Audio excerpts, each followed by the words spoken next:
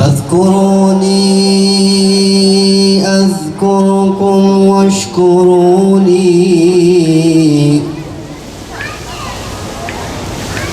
واشكروني ولا تكفرون.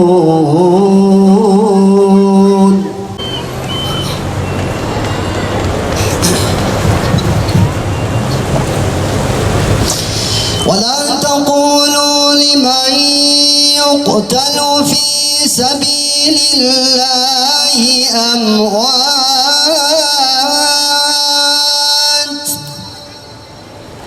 Srebrenica'dan yola çıkan 30'dan fazla ülkeden vicdan sahibi aktivistleri bünyesinde barındıran Uluslararası Filistin Konvoyu Türkiye topraklarında büyüyerek yoluna devam etmektedir. Gazze'de aylardır süren soykırıma, çocukların feryadına, annelerin gözyaşına ve bir halkın yok edilme çabasına karşı yakılan bu adalet meşalesi komşu ilimiz Diyarbakır'a ulaşmıştır. Filistin halkıyla dayanışma konvoyu kadim coğrafyamızın ortak feryadını ve adalet haykırışını Diyarbakır durağında gökyüzüne yükseltirken bizler de Batman'dan bu kutlu duruşa ve direnişe bir ses, bir nefes oluyoruz inşallah. İsrail işgal rejiminin bu tamamen sivil ve insani eylemi hedefe koyması, kendi istihbarat raporlarında bu kutlu yürüyüş için yüksek risk ifadelerini kullanarak olası sabotajlara zemin hazırlamaya çalışması, duydukları korkunun ve aciziyetin en net kanıtıdır. Buradan İsrail'e sesleniyoruz. Tehditleriniz, raporlarınız ve kirli planlarınız sivil iradenin hakikati karşısında çöp hükmündedir. Netanyahu yönetiminin geri çekilmeyeceğiz, anlaşma yok diyerek barış masasını devirmesi, katliam politikasını nihai hedeflerine ulaşana kadar sürdüreceklerinin ilanından başka bir şey değildir. Dünya derin bir sessizlik içinde sanki komaya girmiş, bilincini ve ruhunu kaybetmiş bir hasta gibi tepkisizce bu alçaklığı izliyor. Ama dün Mavi Marmara'da, Gazze özgürlük filosunda yükselen o ruh bugün 30 farklı ülkeden vicdan sahibi insanı taşıyan uluslararası Filistin konvoyu ile yeniden yollara düşüyor. İsrail'in yüksek risk diyerek tehditler savurduğu, engellemek için çırpındığı bu konvoy sadece araçlardan ya da insanlardan ibaret değildir. Bu konvoy komadaki bir hastanın göğsünde atan, buradayım, ölmedim, hala yaşıyorum diyen o umut dolu kalptir. İslam coğrafyası ve insanlık alemi derin bir uykuda, adeta bir komadayken yollara düşen bu siviller o bedene can pompalayan nabızdır. İsrail'in korkusu da telaşı da bundandır. Onlar iyi biliyor ki o kalp attığı sürece bu beden ölmeyecek, o nabız attığı sürece Filistin davası asla kapanmayacaktır. Tekbir! Tekbir! Tekbir! O atan kalp, o umut nabzı bugün hemen yanı başımızda. Komşu ilimiz Diyarbakır'da çarpıyor. Gözümüzü Gazze'den, kalbimizi o konvoydan ayırmayacağız. Zalimlerin tehditleri, ümmetin ve insanlığın direnişine engel olamayacak. Netanyahu ve çetesi bilsin ki, anlaşmaları reddederek tırmandırdığınız bu soykırım, sizin sonunuzu hazırlamaktadır. Uluslararası toplum bilsin ki, İsrail'in saldırılarına ve sivil konvoylara yönelik tehditlerine sessiz kalmak, işlenen suçlara ortak olmaktır. Ve Filistinli kardeşlerimiz bilsin ki, Batman'dan, Güneydoğu'dan, Mezopotamya'dan, Türkiye'den, Avrupa'dan Gazze'ye uzanan bu vicdan köprüsü asla yıkılmayacaktır.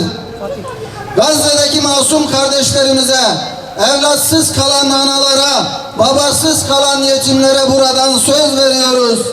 Siz oradaki onurlu duruşunuzla bu ümmetin ruhunu diri tutuyorsunuz. Biz de burada sizin sesiniz, sizin atan kalbiniz olmaya devam edeceğiz. Bizler inanıyoruz ki Siyonist baskı ve tehditler elbet son bulacak.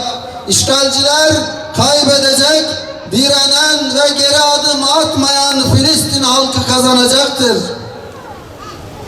Bugün yollarda olan bu sivil konvoylar, bağrı yanan insanlığın çığlığı ve ümmetin dirilişi için sadece bir adımdır. Ancak vicdanımızın ve duamızın en derin arzusu şudur ki, çok yakın bir gelecekte bu sivil filoların ve insani konvoyların yerini, mazlumun hakkını sormak, Siyonist zulme son vermek ve Kudüs'ün üzerindeki kara bulutları dağıtmak üzere Mescid-i Aksa'ya doğru izzetle, heybetle ve zaferle yürüyen İslam orduları olsun. Bütün zalimler bilsin ki o gün geldiğinde adalet tecelli edecek ve Filistin kıyamete kadar özgür kalacaktır. Omuz veren her bir kardeşimize Batman'ın selamını, sevgisini ve dayanışma iradesini gönderiyoruz. Elbet son bulacak, özgürlük nehri denizle buluşacaktır. Kudüs bizim onurumuz, Gazze bizim sınavımız, özgür Filistin bizim geleceğimizdir. Menzili Ramallah olan Filistin Özgürlük Konvoyu'na desteğimizi ifade etmek ve bugün Diyarbakır'a ulaşan konvoyu selamlamak için buradayız. 7 Ekim'den sonra zaman içerisinde bizlerde de zayıflayan Gazze hassasiyetini yeniden gündeme taşıdıkları için konvoyu oluşturanlara şükranlarımızı sunuyoruz. Herkes kendi gündemiyle meşgulken bize Gazze'yi yeniden hatırlatan dünyanın farklı yerlerinden vicdan sahibi insanlara teşekkür ediyoruz. Belki bir konvoy Ramallah'a hiç ulaşmayacak. Ancak inanıyoruz ki yola çıkanlar görevlerini onurlarıyla yerine getirmiş olacaklardır. Bu konvoy yalnızca tıbbi malzeme taşımıyor. Aynı zamanda vicdan, umut ve insanlık onuru taşıyor. Daha önce yola çıkan özgürlük filosu gibi bu konvoy da bize hala yapılabilecek şeylerin olduğunu, harekete geçmek gerektiğini ve Siyonist engellemeler karşısında geri adım atılmaması gerektiğini hatırlatıyor. Ülkemizde geçtiği her noktada coşkuyla karşılanması da halkımızın Filistin konusundaki duyarlılığını açıkça ortaya koymaktadır. Yeter ki insanların önüne somut bir dayanışma zemini konulsun. Bizler de 7 Ekim'den bu yana dile getirdiğimiz çağrıları bugün bir kez daha yeniliyoruz.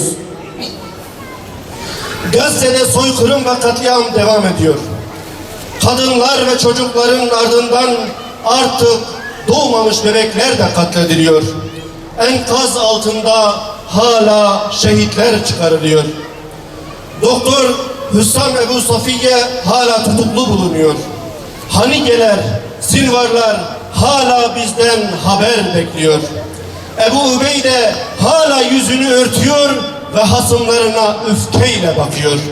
Şeyh Ahmed Yasin hala şikayetini geri çekmiyor. Rantisi, Şikaki ve Daif hala Gazze sokaklarında mazlumların arasında dolaşıyor. Tüm yalnızlığına ve yüzüstü bırakılmışlığına rağmen Hamas direnişini sürdürüyor. Muhammed Eddurralar, Rimler ve niceleri hala bizden yardım bekliyor. Rachel Corrie'yi ezen tank hala Gazze sokaklarında dolaşıyor. Tüm dünya ateşkesi şartlarını ve uluslararası girişimleri konuşurken Gazze'de insanlar ölmeye, İsrail hala Gazze'lileri öldürmeye devam ediyor. İsrail katliam ve şiddeti hem Gazze'de hem de Batı Şeria'da devam ediyor. Bugün bunlar yaşanırken başta kendi yöneticilerimiz olmak üzere halkı Müslüman tüm ülkelerin yöneticilerinden beklentimiz değişmemiştir.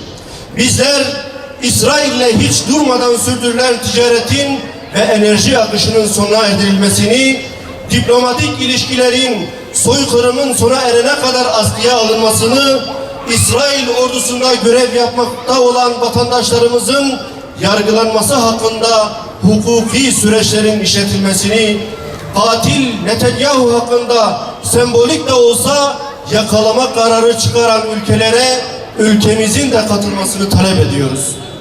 Son olarak duamız odur ki, Ya Rabbi yöneticilerimize basiret ve şuur nasip eyle. Ya Rabbi yöneticilerimize feraset ve cesaret ihsan eyle ki zulmü durduracak adımlar atabilsinler. Ya Rabbi Kongo'yu amacına ulaştıracak hedefine kavuştur.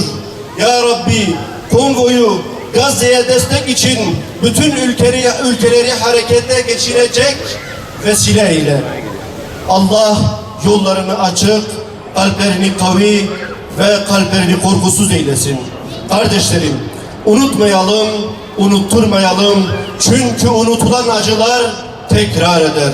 Kamuoyuna saygıyla duyurulur. Batman Sivil Toplum Kuruluşları.